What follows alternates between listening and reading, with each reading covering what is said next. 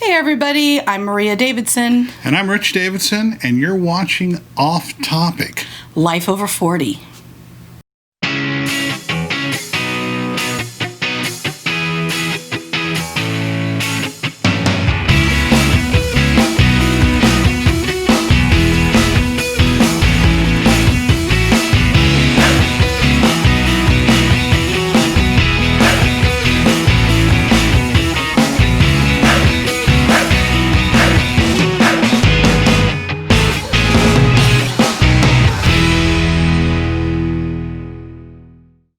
And if you haven't guessed, we are over 40. And we wanted to talk about life, family, finances, whatever comes to mind. I've already had a friend ask if we could talk how to keep the spark alive. We won't be doing that today, though. We'll give you plenty of preparation so you can cover your ears or hide your eyes as you see fit. There's nothing here, there's no spark. You just have to accept it's over. Anyway, we wanted to introduce ourselves and talk a little bit about our son today. I am 47. I'm about to turn 48. And I'm 49, about to turn 50 this month. This month for both of us. Next well, month, yeah, technically June. Although this is going up in June. Oh, there you go. This month. This month. Who knew? Anyway.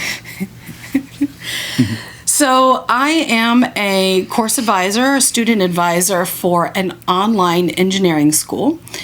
And I have worked at the Engineering Institute of Technology for almost 8 years now. And I work from home. I work from a home office. So all of this upset with COVID, which we won't get into too much discussion about, has changed very little for me. I have several side gigs. I do decals for cars, for businesses. We do logo creation together. So we have created logos for local businesses, and we do that minimally right now. I do a lot of crafting, and I love art. I paint. I do fluid art, I do abstract art, and I am trying my hand at more realism, some with more success than others. And I'm a bus driver, school bus driver. I've been doing that for about 2 years. I'm not doing that currently because schools are closed. I also have a part-time job where I do sound and lighting at a dueling piano bar in downtown Raleigh, which I'm also not doing right now because it's closed. So I'm basically trying to find ways to occupy my time, which is growing extremely difficult now. But at least when everything started, I do some mixing projects for our church, audio mixing, and I've been getting into some more video mixing. Maria and I have created a couple of projects for the church, so that's kept me pretty busy, but now those projects are all done, so it's going to be an interesting Another month. Well, at least another month. Hopefully by then the piano bar will open and I'll have something to do at least on Fridays and Saturdays, but I'm used to working over the summers. I'm not going to do that, so I won't be going back to work till probably August. So anyway, but that's what I do. That's what I'm here doing, and so I guess we can move on. Oh, I don't listen to it. Not a surprise. We've been married for 27 years, and our 28th year anniversary will be in January of 2021. Yes. And we have 4 children. Yes. Our oldest is 25. Then we have a 23-year-old, an 18-year-old, and a 15-year-old. And they keep things interesting. We also have a grandson who is coming up on 2. And that is our family. All right. What's next? So I actually wanted to talk about Reese. He is our 15-year-old. And he is typical of a 15-year-old, a little high-strung, bossy. You can't tell him anything because he knows everything. And they can't see your finger anyway because, oh man, he is definitely my personality type. He is my kid. But one of the things that we've dealt with a lot in the past year is our parenting styles clashing with the parenting styles of his friends. And so we are not rigid by any means, would you say? We're not helicopter parents. We don't rule with an iron fist. We don't constantly yell and scream at our kids. But we have certain rules and we expect them to follow them. And he has been chafing quite a bit lately because with schools being out, his friends have been allowed more freedom than he has been allowed. He has been allowed to stay up much later. We haven't really kept to the school time routine because in our area, the schools are inconsistent when it comes to the live classes, to posting assignments, and that kind of thing. So making him get up at 6:45 every day to maintain the regular school schedule doesn't really make sense to me. So he has had some freedom. It's almost like summer. But yesterday, we had thunderstorms. It was like Florida, only we live in North Carolina. And he wanted to go outside and play basketball. And we told him no. Well, at least, because the storms were approaching. I mean, they were like almost right on top of us. And so I said no, and she didn't say no right away, but I did. And I wasn't listening to the conversation initially. She says, I don't listen. I was working, thank you. Anyway, so I told him no, and well, he didn't take that very well. No, so he screamed and yelled and stomped his feet and told us we were extra, told us that we were ridiculous, that we didn't listen to him and his point of view, and then started looking up statistics on lightning strikes. That was a good move. It wouldn't have mattered, but it was A for effort. So what we learned yesterday was that there were 49 deaths last year from lightning strikes in the United States. And that's what this is about. Kids, stay out of the rain when there's a thunderstorm. All right, guys, see you next week. Okay. Ow, don't. Anyway, and then we learned that there are 10% of people who get struck by lightning end up dying from the strike. So I turned it into a math lesson, which made him even angrier. I said if 43 people or 49, whatever it was, is 10%, how many total lightning strikes do we have a year? Well, he didn't want to answer that question. And he was running up the stairs screaming at me as I was yelling 470 or, whatever, she 10%. Didn't know. I did too. You're as bad at math as everybody else in this family. I know what. If it's 47 deaths, then it's 470 strikes. If it's 49 deaths, then it's 490 strikes. Well, so okay. I can do the percentages. I'm okay there. Is it funny that I work for an engineering school and math is not my forte? Anyway, so he comes back down a little bit later. Again, his friends are all outside now and they're playing in the storm. And he says, the risk is low, it's rare, and blah, blah, blah, blah, blah. And I said, there is one thing every single person who was struck by lightning had in common. And that's when he plugged his ears. And I yelled, it's that they were all outside in a lightning storm.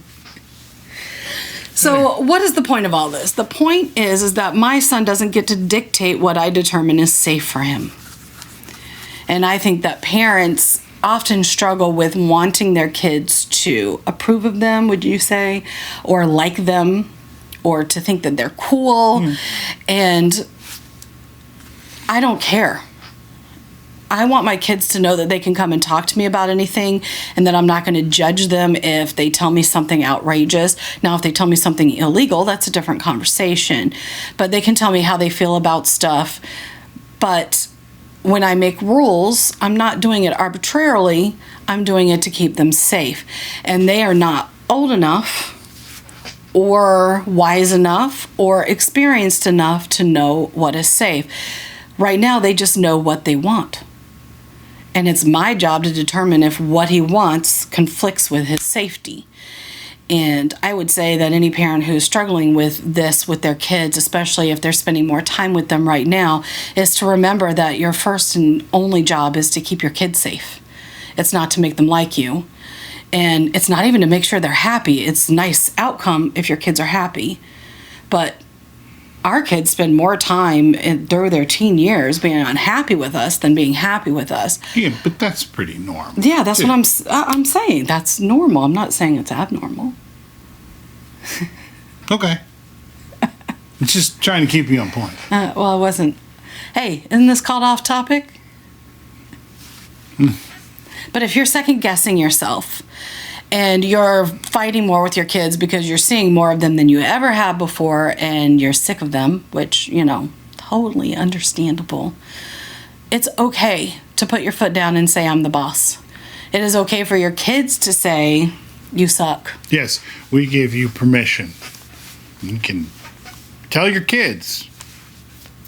These two said, it's okay. But it is. And it has to be because kids, especially kids at that age, they don't like you at all. Unless, of course, they want something, they just don't. But, and of course, it's natural.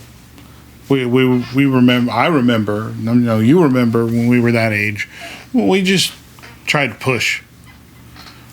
Because we wanted to, and because we didn't really think our parents were very smart or cool or whatever. As a parent, that's where you have to go, like she said, I don't care. And kind of do your job, and it makes things more difficult because they don't like that. And I know that's not earth-shattering news. I know anybody who's a parent of teenagers knows that's the case, and it can happen in varying degrees. It can happen, very significantly with children who are really causing problems, and then even a good teenager will eventually come to that conclusion at some point. They may not give you a ton of problems, but you get a pretty good idea that they don't think mom and dad are very cool or very smart and would rather not listen to them if they didn't have to. I agree. And since I agree, you should agree as well. Well, there's that. If you can guess, I'm the opinionated one. I'm just beaten down, tired. He knew what he was getting into.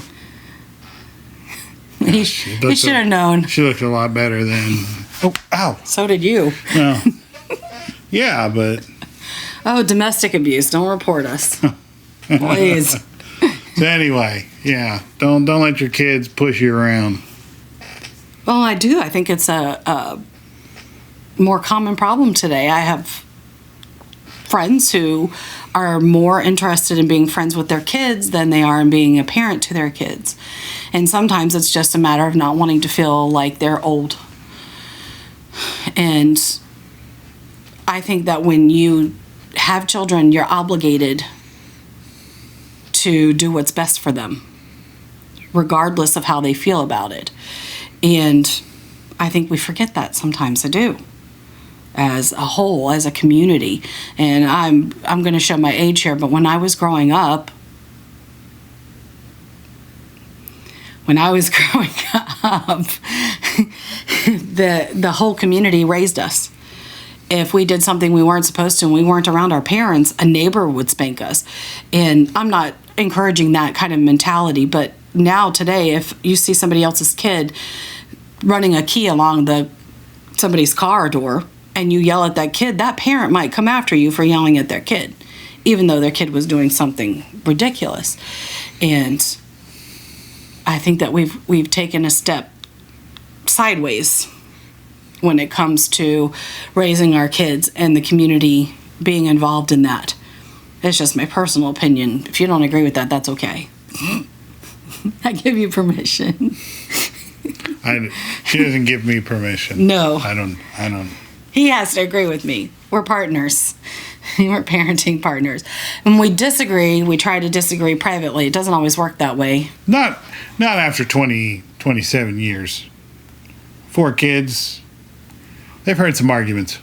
Yeah, but I just mean like if we have a fundamentally different idea on parenting one of our kids, yeah. we will take it to a different room and discuss. It usually ends up with him going, just do what you want. It wasn't always the best course. See, I'm willing to admit that. Especially with our oldest daughter. That's a different conversation on a different day. I'll get into that one. Let's not open up that can of worms. Well, seriously, there won't be anything off topic here. So if somebody asks specific questions, we'll answer them. And I think we're going to wrap up. But I do want to mention real quickly a couple things we didn't mention is we have experience with childhood cancer. One of our kids has cancer. And we can talk about that, living with the consequences of it. Really, we a lot of this will leave up to what people ask us to do. And like I said already, one of my friends has a topic for us that we'll discuss in another video. But we've had a child who tried to kill herself and went through cutting. A child who rebelled when it came to school. Like every kid? Yeah, but like extreme. Yeah. Wouldn't you say? To a certain extent, yes. I mean, he super smart. Another video. So there, we do have some life experiences between marriage, maintaining our finances, coming from nothing to being more comfortable. Being wealthy. Yeah, not wealthy. Wish. We're still living in a 3-bedroom apartment, so let's keep it real. Townhouse. She's so dramatic. It's called an apartment community. Well, it is. The townhouse community. But they call it, I don't know why. Okay. I wonder, anybody know why they would call a series of townhouses an apartment community? Let us know. Yeah. Type it in down at the bottom. Anyway. Wherever that is. Not there. We've had some crap. And between us, we've supported and loved each other and helped each other through by being partners, like I said. And we're willing to talk about any of that. So for now, this is goodbye. Thank you for watching to the end. And I hope that if you like this video, you'll like and subscribe. And we will see you next time. Bye.